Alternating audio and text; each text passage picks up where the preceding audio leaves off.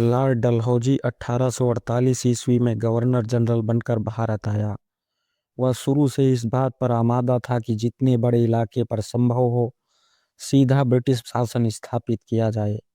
उसने घोषणा की थी कि भारत के सभी देशी राज्यों का खात्मा अब कुछ ही समय की बात है। उसकी नीति का उद्देश्य भारत को ब्रिटेन का निर्यात बढ़ाना था।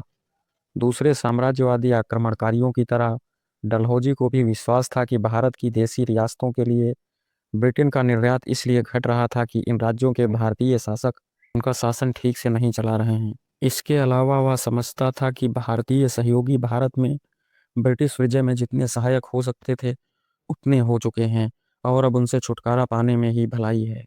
लॉर्ड डलहौजी ने अपनी अधिग्रहण की नीति के लिए जिस साधन का सहारा लिया हुआ था राज्य के विलय का सिद्धांत, यानी डॉक्ट्रिन ऑफ लैप्स।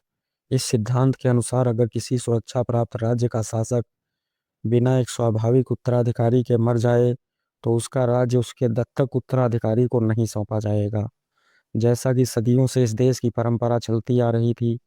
इसके बजाय अगर उत्तराधिकारी गोद लेने के काम को पहले से अंग्रेज अधिकारियों की सहमति प्राप्त न होगी तो वह राज्य ब्रिटिश राज्य में मिला लिया जाएगा। 1848 में सतारा और वर्ष 1854 में नागपुर और झांसी समेत अनेक राज्यों को इसी सिद्धांत के अनुसार अंग्रेजों ने अधिग्रहण कर लिया था। डलहौजी ने अनेक भूतपूर्व शासकों के अधिकारों को मान्यता देने और उन्हें पेंशन देने से भी इनकार कर दिया था। इस तरह कर्नाटक और सूरत के नवाबों और तंजौर के राजा की उपाधि छीन ली गई।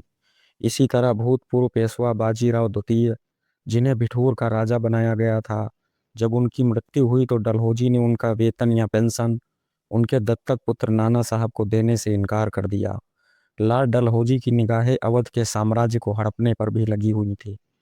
इस काम में कुछ बाधाएं थी। पहली यह कि बक्सर की लड़ाई के बाद से ही अवध के नवाब अंग्रेजों के सहयोगी रहे थे। इसके अलावा इन तमाम वर्षों में वे अंग्रेजों के सबसे अधिक आज्ञाकारी भी थे। अवध के नवाब के कई उत्तराधिकारी थे और इसलिए उस पर राज्य विलय का सिद्धांत भी लागू नहीं किया जा सकता था। अवध के नवाब को राज्य से वंचित करने के लिए किसी और बहाने की जरूरत थी।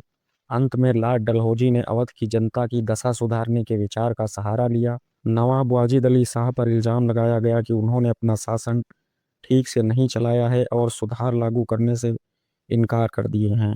इसके बाद उनके राज्य को 1856 में हड़प लिया गया। निस्संदेह अवध के शासन का पतन वहां की जनता के लिए कष्ट का कारण था।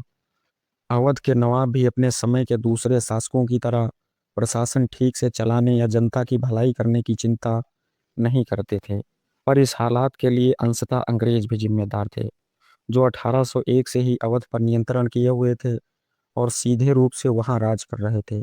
वास्तव में डलहौजी का लालच इस कारण से था कि अवध अपनी बेपनाह दौलत के साथ अंग्रेजों की फैक्ट्रियों में तैयार मालों के लिए एक अच्छा बाजार बन सकता था।